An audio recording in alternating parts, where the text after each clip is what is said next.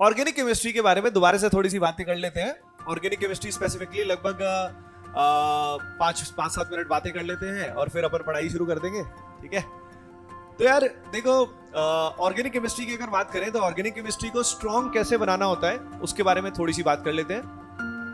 आप सभी को ये बात शायद बहुत अच्छे से पता है कि organic and inorganic chemistry specially बहुत अच्छा, ये मान लीजिए सिलेक्शन भी उसकी वजह से होता है, प्लस रैंक भी बहुत अच्छी उससे आ सकती है, क्योंकि समय बहुत कम लगता है। अगर आपको चीजें आती है तो बहुत खट से सवाल हो जाता है, और ये जो समय हमारा बचता है ये हम कहाँ पे यूज कर सकते हैं? मैथ्स में, फिजिक्स में। मैथ्स का आप जानती हैं, चाहे जेईई मेन हो चाहे जेईई एडवांस हो, टफ ही आता है मैथ्स में, राइट? तो मैथ्स में टाइम लग सकता है, यूज हो सकता है। तो ऑर्गेनिक इनऑर्गेनिक तो अच्छा करना ही होता है। नाउ द पॉइंट इज कि भाई ऑर्गेनिक को अच्छा कैसे किया जाए। तो ऑर्गेनिक का 2 पार्ट आता है। एक पार्ट आता है जीओसी आइसोमेरिज्म वाला, आईपीएसी जीओसी आइसोमेरिज्म। दूसरा पार्ट जो है वो मैं बोलूंगा रिएक्शन वाला पार्ट। तीसरा पार्ट, एक तीसरा भी मान लेते हैं, जो biomolecules, polymer, POC, practical organic chemistry. सुना है पीओसी? ये 3 पार्ट हम मान लेते हैं, है ना। तो ऑर्गेनिक का आपके दिमाग में फ्रेमिंग बिल्कुल सेट होना चाहिए कि 3 तरह का हमारा जोन है। पहला आईपीएसी जीओसी आइसोमेरिज्म, सेकंड जो है वो रिएक्शन वाला पार्ट है, और थर्ड जो है वो हमारा बायोमोलिक्यूल, पीओसी एंड पॉलीमर्स, ये पार्ट। अभी हम बात करते हैं थोड़ा स्पेसिफिकली जेईई मेन के बारे में एक बार के लिए। अगर जेईई मेन की स्पेसिफिक बात करें तो उसमें अप्रोक्सीमेटली जो नंबर ऑफ क्वेश्चन आते हैं वो हमारे कितने आएंगे? 8 to 9 ऑर्गेनिक केमिस्ट्री की बात करें। वैसे तो वो चॉइस के हिसाब से 10 हो जाता है, लेकिन असल में आपको करना तो इतना ही होता है। तो अप्रोक्सीमेटली ऑर्गेनिक की अगर 8 सवालों की बात करें तो हमारा फोकस हमेशा हमारे दिमाग में मैप होना चाहिए कि कितने सवाल मेरा फिक्स हो गया, कितने टॉपिक्स फिक्स हो गए। नाउ ये जो 8 है, इसमें कहां से क्या आएगा वो अंदाजा आपको अभी से होना बहुत जरूरी है। आइए देख लेते हैं। अगर इस 8 सवालों की बात करें, 1 या maximum 2 question IUPAC, GOC and isomerism से आते हैं, 1 या 2 क्वेश्चन। नेक्स्ट अगर बात करें, लेकिन 1 तो मिनिमम है, 2 नॉर्मली मैक्सिमम है।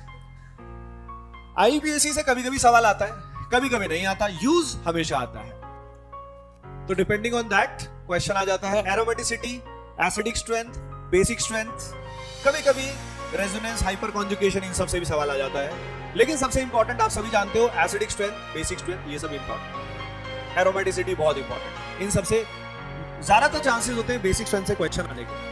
अगर एनसीईआरटी की बात करें तो ये बताओ, एनसीईआरटी में बेसिक स्ट्रेंथ कहां पे दिया हुआ है? अमाइंस वाले चैप्टर में, जीओसी टाइप से नहीं दिया हुआ। तो जब बेसिक स्ट्रेंथ का सवाल आता है या एसिडिक का आता है, एनसीईआरटी के हिसाब से वो कौन से चैप्टर से आया? अमाइन से, या आया कार्बोक्सिलिक एसिड से। पर हम अपने हिसाब से बता रहे हैं 1 या 2 क्वेश्चन इससे। अगर बात करें मेजॉरिटी सवाल, यानी 4 से 5 सवाल जो है वो कहां से आने वाले हैं? रिएक्शंस। रिएक्शंस में भी अगर बात करें तो शुरुआत वाला पोर्शन जो होता है वो होता है हमारा हाइड्रोकार्बन वाला, एल्काइल हैलाइड वाला, अल्कोहल ईथर वाला, जिसमें Markovnikov rule, anti Markovnikov rule, उसके अलावा सब्स्टिट्यूशन, एलिमिनेशन, ये वाले कॉन्सेप्ट आते हैं प्राइमरीली। ये वाला जो पार्ट है हाइड्रोकार्बन वाला और एल्काइल हैलाइड, अल्कोहल ईथर वाला, 2 क्वेश्चन इसे फिक्स होते हैं। बाकी बचे हुए 2 सवाल एरोमेटिक कंपाउंड्स की रिएक्शन से आ सकते हैं, नेम्ड रिएक्शन, एल्डोल, केनिजारो, इन सब से आ सकते हैं, अमाइन की कोई रिएक्शन से आ सकते हैं। ये फ्रेमिंग आपके पिक्चर दिमाग में पूरा अगर क्लियर रहे तो हमेशा you will be very clear कि भाई मुझे कहां फोकस करना है। बिकॉज अगर किसी भी सब्जेक्ट में आप ऐसी चीज पे समय लगा रहे हो जिसका सवाल आने के चांसेस नेग्लिजिबल हैं, तो ये बहुत बड़ा पाप है। आपको क्लैरिटी होनी चाहिए हर सब्जेक्ट में, not just in organic chemistry. अब इसके अलावा जो बचा हुआ हिस्सा है उससे 2 या 3 मैक्सिमम क्वेश्चन आते हैं। तो ऑर्गेनिक केमिस्ट्री का ये बेसिक फ्रेम आपके दिमाग में हमेशा चलना बहुत जरूरी है। जीओसी आइसोमेरिज्म का क्या होता है ना, बहुत बार एप्लीकेशन आगे आ जाता है। जैसे मान लो क्वेश्चन आ गया, how many compounds having molecular formula C5H13N gives positive isocyanide test. मान लो ऐसा कुछ क्वेश्चन आ गया। अब जब तक आपको C5S13N का स्ट्रक्चर बनाना नहीं आता तब तक कुछ भी नहीं होने वाला। अब ये जो पार्ट है इसका स्ट्रक्चर बनाना, ये कौन से टॉपिक का होता है? आइसोमेरिज्म। आइसोमेरिज्म में भी कौन सा होता है? स्ट्रक्चर। कौन सा होता है? यस गाइस, तो ये बात है, सब जुड़ा हुआ है। सवाल मान लो पूछ लिया, how many compounds having molecular formula C5S13N undergoes diazotization which are optically active as well। अब इसमें ऑप्टिकल एक्टिव हो गया, डाइएजोटाइजेशन हो गया, प्लस इसका स्ट्रक्चर हो गया। अब आपको ऑप्टिकली एक्टिव तभी पता होगा जब आपको ऑप्टिकल आइसोमेरिज्म आएगा। यानी जीओसी का इंपैक्ट सिर्फ यहां नहीं होता, नीचे भी होता है। तो ये जो 4-5 सवाल आएंगे, हो सकता है इसमें जीओसी या आइसोमेरिज्म का रोल आए। और जीओसी समझे बिना, जीओसी को समझे बिना, आगे जाके आइसोमेरिज्म को समझे बिना हमें रिएक्शंस पार्ट समझ में भी नहीं आता है। मान लो बार बार मैं बोल रहा हूं कि यहां पे लगेगा +M, यहां लग रहा है -M, यहां -I, यहां ये, भाई अगर याद नहीं है या पता नहीं है तो वो समझ में नहीं आएगा। यानी इसका रोल सिर्फ और सिर्फ मार्क्स पे डिपेंड नहीं करता है, पूरा समझने पे डिपेंड करता है। बस इतनी सी बात है, तो पूरी पिक्चर आपको पता लग गई है। यानी अगर आपने जीओसी आइसोमेरिज्म सॉर्ट कर लिया तो 1-2 क्वेश्चन, 2 तो मान लो सॉर्ट हो गए, सही हो जाएंगे, प्लस आपका आगे का बेस बन जाएगा। फिर जब रिएक्शन वाला पार्ट शुरू होता है तो उसके अंदर क्या होता है? सबसे पहले हाइड्रोकार्बन बताया जाता है, उससे पहले आपको बताया जाता है कि इलेक्ट्रोफाइल क्या है, न्यूक्लियोफाइल क्या है, ये सब क्या है, सब बताया जाता है। तो रिएक्शन के कुछ बेसिक बताए जाते हैं। जैसे ही वो पहली 4-5 क्लास होती है, 6 क्लास होती है, हमें मैकेनिज्म्स की फील आ जाती है कि भाई इलेक्ट्रॉन का फ्लो कैसे हो रहा है, इधर जा रहा है, किसके पास गया, कहां बॉन्ड बना और कहां बॉन्ड टूटा। बस ये होते ही ऑर्गेनिक आपकी सॉर्टेड है, बिकॉज उसके बाद बाकी वाले भी समझ में आ जाएंगे, सब हो जाएगा। लेकिन ऑर्गेनिक में एक बात हमेशा ध्यान रखिएगा, मेरे जो खुद के टीचर थे वो भी और मैं भी यही बोलता हूं कि ऑर्गेनिक केमिस्ट्री एक बहुत कॉन्टिन्यूअस चीज होती है। मैथ्स में और फिजिक्स में व्हाट हैपेंस इज, कोई पर्टिकुलर पार्ट आपका वीक रह जाए, दूसरे को स्ट्रॉन्ग कर सकते हो। जैसे मान लो आपका कैलकुलस अच्छा नहीं है लेकिन फिर भी आप कोऑर्डिनेट ज्योमेट्री अच्छा कर सकते हो।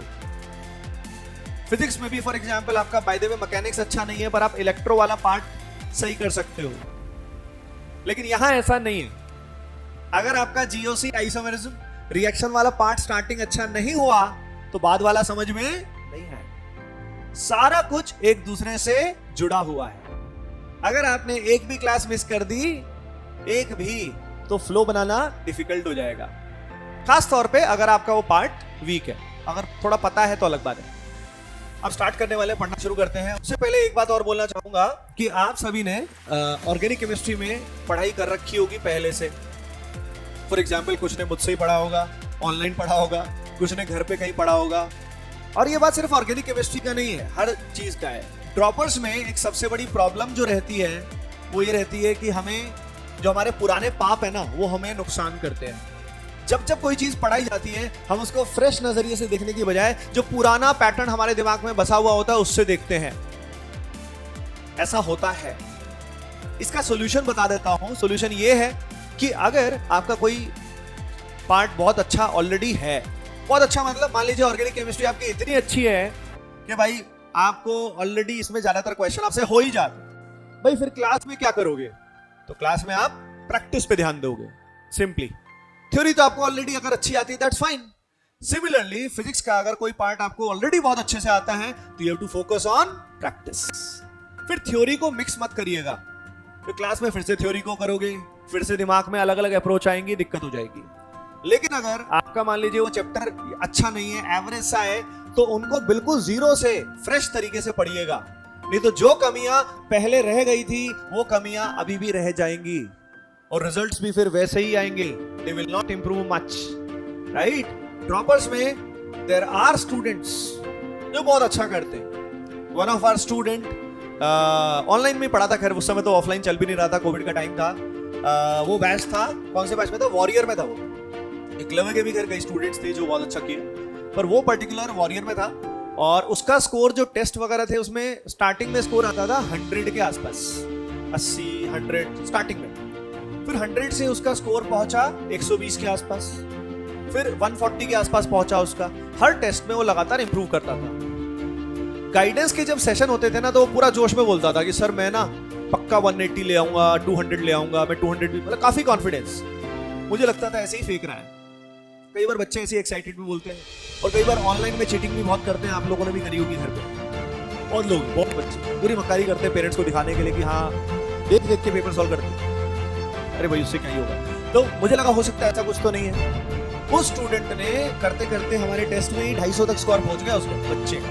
ड्रास्टिक, सब लोग नहीं कर पाते लेकिन उसने तो एक्सेप्शनल किया। एंड फाइनली जेईई मेन में तो उसका जो परसेंटाइल आया वो 99.8 के आसपास था और मैथ्स में 100 परसेंटाइल आया उसका। एंड आईआईटी में उसकी 2400 के आसपास rank I. He got into IIT Roorkee, junior बन गया मेरा। ऐसे और भी बहुत सारे एग्जाम्पल है। इसने तो बहुत ड्रास्टिकली इंप्रूव कर दिया लेकिन फिर भी बहुत अच्छा स्कोप रहता है। पर लेकिन ये कब कर पाओगे? जब एक फ्रेश माइंडसेट से आगे बढ़ोगे। अगर वही बासी चीजें दिमाग में रहेंगी, पुरानी परसेप्शन रहेंगे, तो you will not do something new. अभी कल आप सभी को पता होगा जेईई एडवांस का रिजल्ट आया, पता ना सभी को? यस, तो अपने एटीपीएंस ने बहुत अच्छा किया, बहुत चाया, they did very good and many of them were droppers, many of them. उसमें one of the student there was a girl, Anushka नाम है ना, वो बड़ा अच्छा, उसने बहुत मेहनत करती, पूरे साल बहुत मेहनत की और उसका परसेंटाइल पहले जो भी था पर finally she got into IIT. अब आईआईटी में उसको मिल जाएगा। बहुत अमेजिंग रैंक नहीं आई but she got into it. एक और बच्चा जो वो तो क्रैश कोर्स में आया था, ऑफलाइन क्रैश कोर्स में, बहुत मेहनती, लगातार डाउट्स भी पूछता रहता था, क्लास भी रेगुलर आता पर लगा रहता था। बीच बीच में डिमोटिवेट हो जाता था, मार्क्स सर बहुत कम आ गए, इसमें ही आ गए। मैंने कहा तू करता जा, तू लगा रहे। एंड फाइनली उसको अभी आईआईटी बॉम्बे मैकेनिकल मिल रहा है करेंटली, उस बच्चे को, संजय नाम है उसका। और भी ऐसे बहुत सारे एग्जाम्पल हैं। एक बच्चा गुजरात से आया था, आदित्य नाम से, आदित्य मेहता, क्रैश कोर्स में आया था। खैर वो ईयर लॉन्ग के तो है ही, ईयर लॉन्ग के तो मैंने बता ही दिए, प्लस क्रैश कोर्स में ऑफलाइन में आया था वो, और उसने बोर्ड्स की ही तैयारी कर रखी थी। हाँ, वो खुद भी एक्सेप्शनल बच्चा था, अच्छा बच्चा था, पर जेईई का तो उसने तैयारी नहीं किया था। यहाँ पे आके तो उसने जाना ढंग से कि जेईई की तैयारी क्या होती है, एडवांस तो छोड़ ही दो। तो उसने यहीं पे जेईई मेन एंड एडवांस की तैयारी शुरू की। गुजरात में कच्छ एक एरिया है, पता है? वहां पे वो टॉपर था, रैंक 1 था बोर्ड्स में। पर अब बोर्ड्स में और यहाँ पे जमीन आसमान का फर्क होता है, आप भी जानते हो। He got 98.8 percentile in the first attempt, second में 99.2 समथिंग आया, रैंक 7,500 8,000 के आसपास उसका आया। उसके घर वालों को, पापा मम्मी को, उसके फादर डेंटिस्ट हैं, मेरे से लगातार टच में रहते हैं, तो उनको तो इतना भी उम्मीद नहीं था कि वो जेईई में कुछ एनआईटीज तक, यहाँ तक भी कभी पहुंचेगा। He was like, Gujarat CET में उसकी रैंक 40 वाली थी, ऐसा कुछ 100 रैंक थी या पता नहीं 40-50 ऐसा कुछ थे।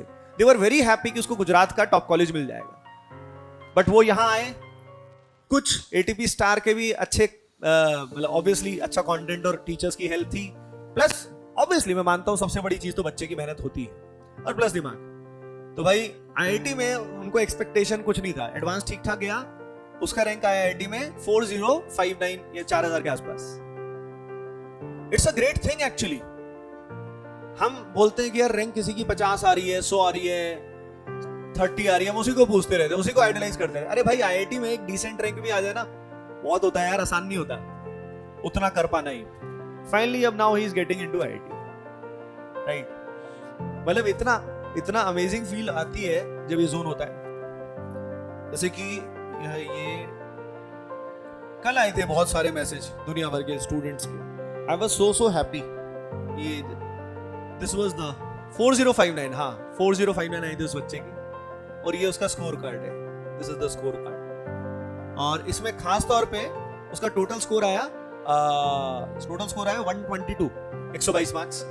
और इसमें 122 में से केमिस्ट्री में आए 53, केमिस्ट्री में 53 आए, फिजिक्स में 52, मैथ्स में 17, मैथ्स में कम रहे, मैथ्स का थोड़ा टफ होता ही भी।